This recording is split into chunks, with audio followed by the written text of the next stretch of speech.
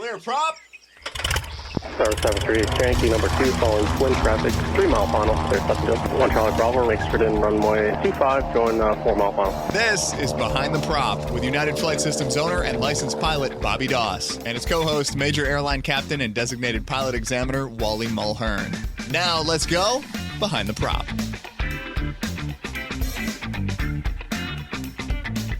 What's up, Wally? Hey, Bobby, how are you? Fantastic. This week we're going to take on a big topic. Every plane has one. Every pilot should know how to use it. And we are going to talk about POHs. Getting to know your POH, understanding your POH, and figuring out how to make it something that you get to use on a regular basis that is valuable for you. Wally, what do you think about on a check ride when the student walks in, sits down, or the applicant sits there and they don't have a POH with them? They didn't bring the POH. Is that a good start?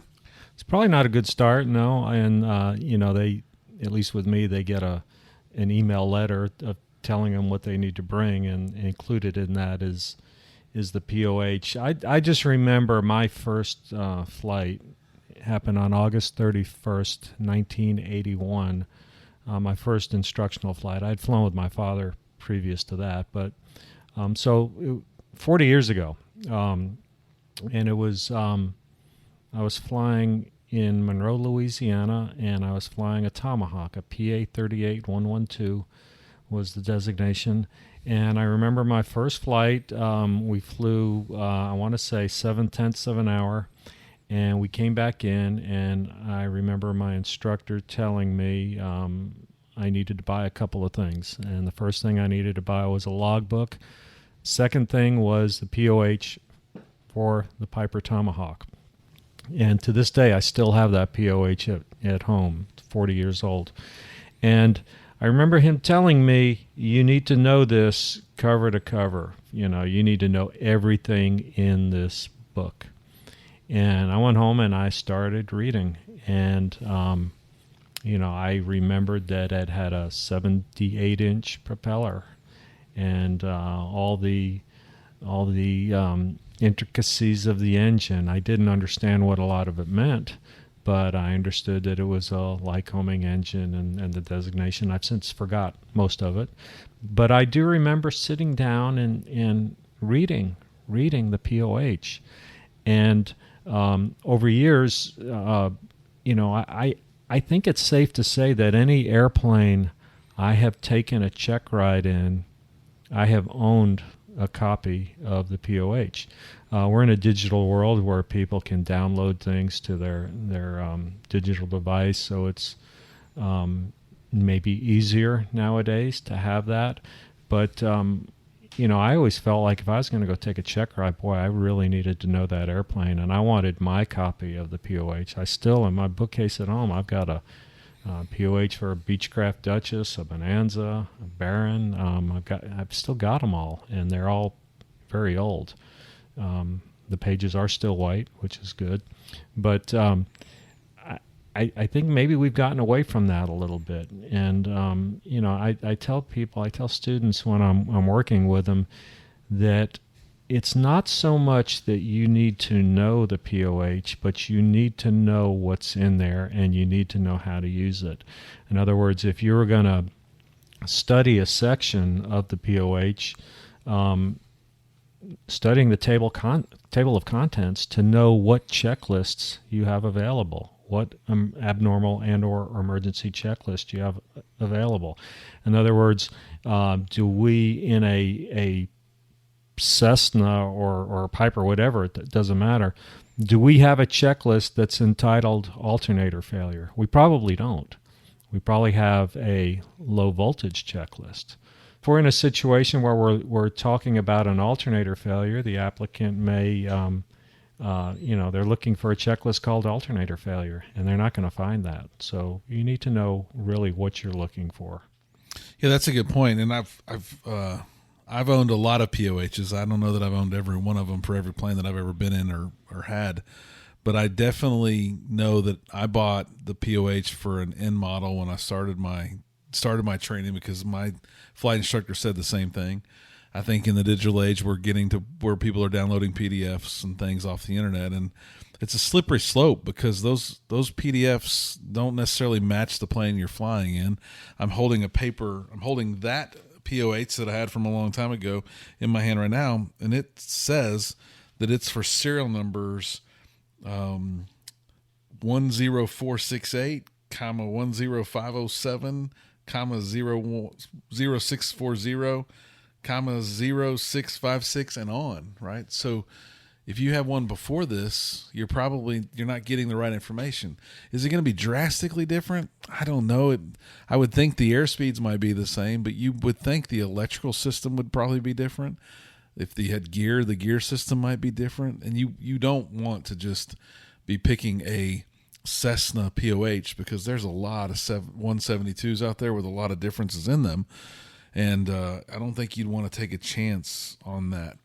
And I'm a Cessna pilot center at this flight school, and every time I meet with my Cessna reps, I tell them your POHs should be cheaper because I'm afraid that the price is a hindrance to students going and buying them now when flight training is expensive.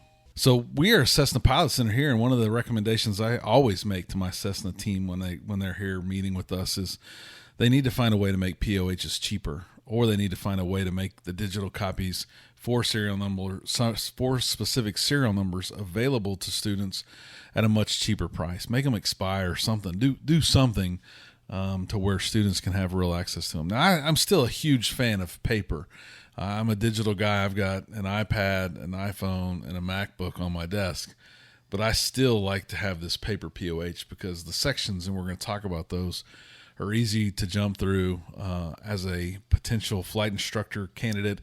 I've got my POHs all tabbed out and all the stuff that I want to turn to quickly to teach from ready to go. But even if I am studying it or looking at it, it's much easier to turn and flip section to section, see the images. Man, when you scroll through a PDF and you got to scroll back, it's really hard to find exactly where you were at in that PDF. Right. Especially if it's not searchable by text, it's just images.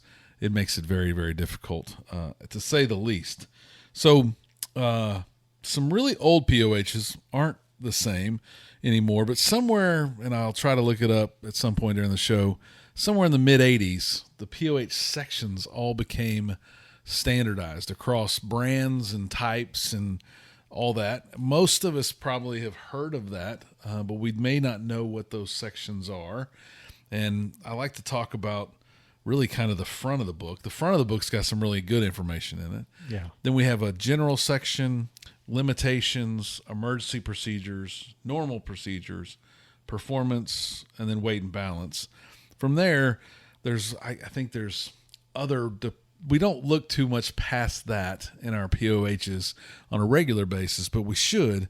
Beyond that, we have the systems, airplane and systems descriptions, handling services and maintenance, and then supplements. And the supplements would be your navigational equipment if you have different items in there or other things. But I think we spend the majority of our flight training days in those first 6 sections, maybe even probably the first 5 sections. And one of the things you pointed out to me before we started recording was that the procedures, normal procedures section and the performance section follows what process there, Wally? What do we see in that? Yeah, if you look in the performance section of a POH, it follows the order of a flight. So if you're looking for landing distance, it's going to be towards the back of it. If you're looking for takeoff distance, towards the front. Cruise performance numbers are going to be in the middle. So, you see a lot of people, a lot of times a takeoff distance chart looks a lot like a landing distance chart. Well, and of course, it says it on the top. So if you just read it and pay attention to it, you should be okay. But the other side of that is if you're looking, what is my required landing distance? It's going to be towards the back section of the performance section. Now, I have never read an owner's manual in one of my vehicles, but I have read POHs before.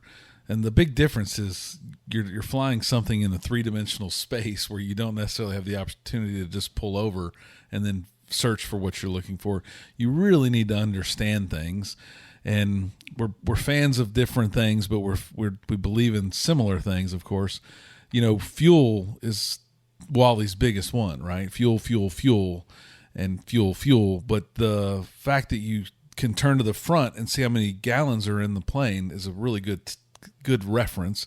But there's a whole bunch of fuel stuff in the back, and you might find fuel stuff scattered throughout, right? How many gallons does this plane should you account for, kind of as a rule of thumb, for taxi, run up, and taxi before takeoff? That's a pretty important number that you should know, and you can find all that information in your POH, of course. Right.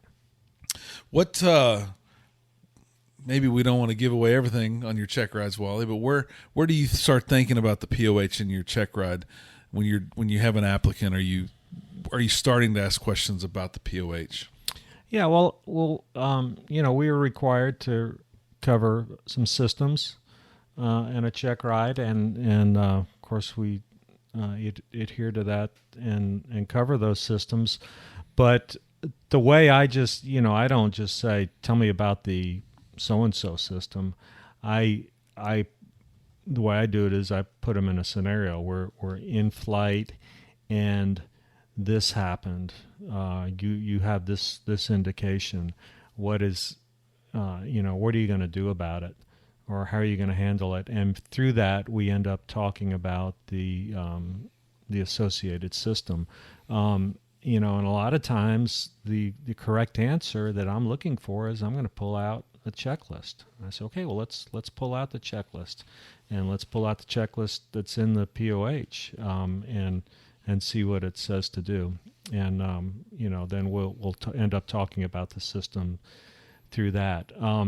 One thing I find that there are in the airlines we have certain checklists that are memory items. Sometimes we call them bold-faced, but we're required to know those things from memory. And, a rapid decompression might be an example of one, and it's probably going to be get the oxygen mask on and establish crew communications. And that would be maybe an example of a rapid decompression. Of course, we're not going to have a rapid decompression in our Cessnas or our Warriors, but one thing that we do have that might require us to really have something memorized, or at least the first few steps, is a fire.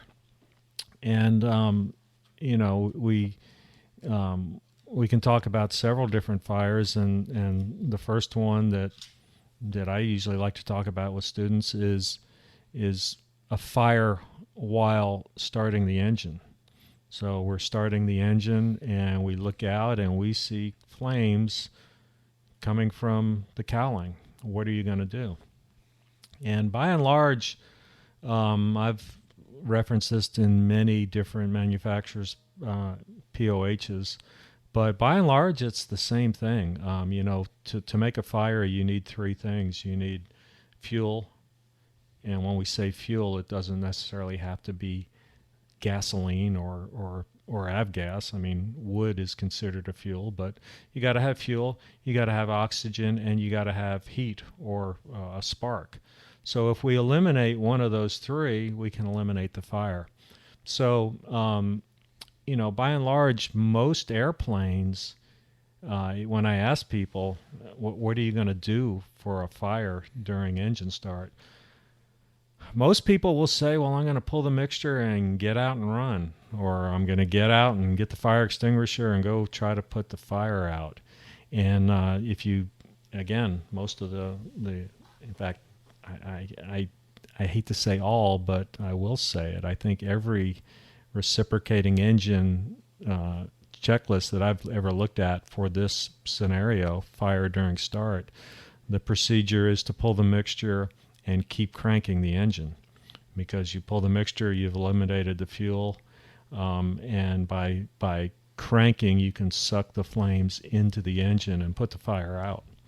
Obviously, if that doesn't work and the fire still goes on, you want to take care of yourself and get out of the airplane. And as much as I hate to say it, maybe let the airplane burn up, but you want to take care of yourself. So, but the fire checklists are something that you might not have time to actually reference the POH. Here we are a couple weeks past 9/11, and I don't know, most of you probably watched some TV specials on the events of 9/11 and the collapse of the Twin Towers. And, we all saw those images of those towers on fire. And at some point, the towers lost structural integrity and, because of the heat, because of the fire, and caused them to collapse. So we have the same situation in an airplane. If we have a wing fire or a fuselage fire, we've got to figure out how are we going to put this fire out. I mean, one school of thought is to put the nose down, get a lot of air moving over it, and try to blow the fire out. But the downside to that is, if you've lost structural integrity, you may break a wing off or something like that. So that's why you're pilot in command. You got to make those decisions, and you probably don't have a whole lot of time to really decide what you want to do. So. Reference your POH, and I preface that, I would say that anything we say, you need to reference your pilot operating handbook, because it's specific for each airplane, and it's there for a reason. Yeah, it's interesting. And you talked about memory items, and I don't know that I have put every one of these fire checklists in my memory, but I think reviewing them and preparing to talk about the POH and these checklists for the show, it has made me think about, really what am I going to do in each of these situations? And I think structurally the wing would be the biggest one that I would worry about, because the fuel tanks are out there. They're going to burn really hot. They're going to have a lot of fuel that I can't turn off out there, where I might be able to turn off a fuel switch inside the aircraft. And that's where we're going to see structural damage. I don't know that I would naturally think to turn off the landing and taxi light if I had had a fire on one of my wings, but that sure does seem like the most logical spot that a fire would start, and might not be right on top of a fuel tank yet. The nav lights are on the next thing on the checklist, and you would think, again, more electrical stuff, more if I turn that circuit off, then I'm going to be able to break that. And then the next thing on the list is strobe lights, and the next thing is pitot heat. So it really would constitute that it's probably something electrical, and you would want all that electric to get turned off as soon as possible, so that whatever was starting or fueling the spark on that fire, that you were putting it out for sure, to save that wing for sure. What else in a POH, Wally? We talked about systems being more towards the back. I think as people have asked me questions around this flight school and have questions, it is kind of almost comical at times. We talk about how much all this is open book. No one's keeping a secret on how the flaps work. No one's keeping a secret on whether your aircraft or the aircraft you're going to fly has 30 degrees or 40 degrees of flaps. And albeit from the early 80s, many of these drawings are fantastic in these POHs, right? They have all the linkages and all the pulleys for the ailerons, how the ailerons work. I've heard horror stories of these cables being ran backwards. Hopefully that never happens ever again. But, if they did, that would be nearly impossible for any of us to fly, turning right to turn left, etc. But it gives you a really good visual of how those pulley systems work and where you would want to make sure those pulleys could continue to move. I'm just looking at page 7-8 in a basic Cessna 172S POH, and it shows all the cables for the trim tabs, the elevator, the ailerons, the rudder controls, all the way to the pedals, and it's kind of got the system that it's talking about highlighted. So if you haven't turned to the back of your POH to truly learn the systems and the way the systems work, you're missing the opportunity to really get smart about the aircraft you're flying and understand that you can learn a lot about how the linkages work and how that all works out. Yeah, and something that's pretty simple is, do we have a 12 volt or a 24 volt electrical system? probably for most people, that's never going to come into play. But if you're out somewhere and you've got a dead battery and you need to go to the local FBO and get a jump start because you maybe left the master switch on the night before, that's some information they need to know. Well, we've talked about recently having a show on some of our tips and tricks and best practices just about flying these GA aircraft, and that will be coming soon. But one of those we're going to talk about is, you said 12 and 24, and you're spot on, and I asked people, then why is it 14 and 28? And most people that I ask that question to, Wally, are just deer in headlights, right? If you look at a voltmeter or you plug in a reader of some sort into a cigarette lighter in a plane, it's going to say 14 or 28. At what time? When would it say 14 or 28 in a 12 volt or 24 volt system, Wally? Well, that's telling you that the alternator is working. So the engine's running at that point. Right. If that engine stops running, that same voltmeter is going to read 12 or 24. Right. And that's a really good thing for pilots to understand and know, because if you happen to have a volt indicator in your plane and you are used to seeing 28 volts, well, if it says 24, your battery is going to stop working at some point, because you now know the alternator quit working. Right. And so while it's not critical, man, if I get into an aircraft, I'm going to know before I start that engine the difference between those two numbers, so that I can throughout flight be watching it. Yeah. And if I'm flying something with a glass panel, that battery is probably a lot more important to me than not. I'm really going to know in a glass panel. And if you listen to our show the last couple of weeks, you heard us talk about every switch and every gauge, and we've got thousands of more switches and gauges to go over. But the back of your POH has every switch on your instrument panel depicted, and it has a number and says, this is the master switch, this is the avionics switch. And you would be lazy at best if you don't go back and look at those and understand what each of those switches are pointing to and what their function is as it relates to knowing what your aircraft's doing. What about what else would you say in the POHs of super value? Obviously the whole book is valuable to the customer, but there's a lot of conversion charts in your POH that could be valuable. I just took a newer, younger pilot up to fly, and it was getting chilly as we got higher, which is really nice in Houston, Texas. We were at about 6,500 feet, and the panel said 19 Celsius. Well, I'm not very good at that, but there was a conversion chart, and we learned that 19 Celsius was about 66 degrees. Yeah. And at 66 degrees in a hot Cessna, feels like you got air conditioning. Yeah. It's really nice up there at that height. Yeah, I've actually gotten pretty good at converting. So, well, I won't say an easy conversion, but if you double it and take away 10% and add 32, you convert Celsius. So 19 double 38, take away 10%, it's about 4, so it's 34, and add 32, and you've got 66. There you go. I will have to remember that trick. Another tip and trick that we'll throw out there. We also think we're going to share some good mental math stuff, but the math is calculated for you throughout the book in a lot of different places, and should help you understand your aircraft and what you're going to be flipping and turning on in that aircraft.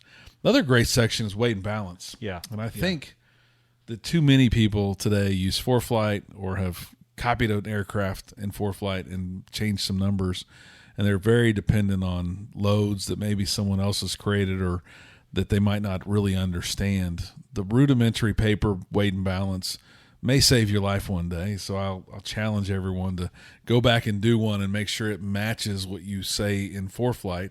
But your POH has a great sample question, meaning a sample load, gives you an idea. I was doing it for this young pilot the other day as we were going to go fly, and I probably don't think about that 1.1 gallons that I use every time for starting, taxiing, and run up. And it was a kind of an eye-opener again. Okay, there's 6.6 pounds I'm burning off that I need to be thinking about, because I'd like that if I need it to land for sure. Right, and most of us who are in a flight training mode, most time we get in the airplane with two people, the instructor and yourself, And at some point you've done a weight and balance probably early on, and you know that it works. You've got plenty of extra room for payload, and you don't think about it a whole lot. But then when you go and you do put 3 people or maybe even 4 people in an airplane, it's something to be concerned about, and something that we should be doing every time. We also hear this a lot around here, right? I'm not really worried about the fuel burn. I'm renting the aircraft, Wally. It's Bobby's fuel or UFS's fuel. It's not my fuel bill. I'm going to run it rich the whole time. And I told this young pilot that might be the mindset that you have as well as a student pilot. But what if we're 5 gallons short? Yeah, getting somewhere. So right. we just took her on her longest cross country yet, and we really flew where we would burn about 25 or 30 gallons.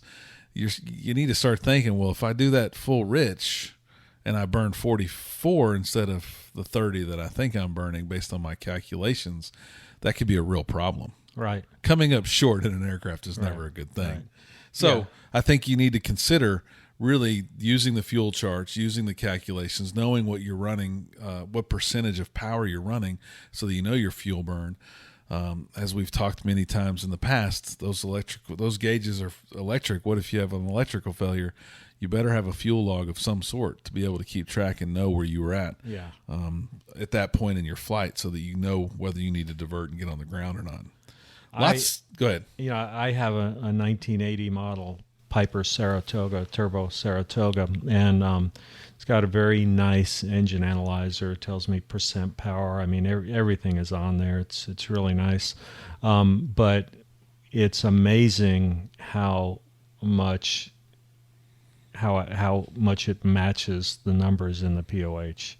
I can go in and say at this altitude, at this temperature, I should be getting a true airspeed of X and a fuel flow of Y, and I will go and look at the POH, and it's usually we're talking about 167 to 175 knots in that range, and it's usually within 1 or 2 knots.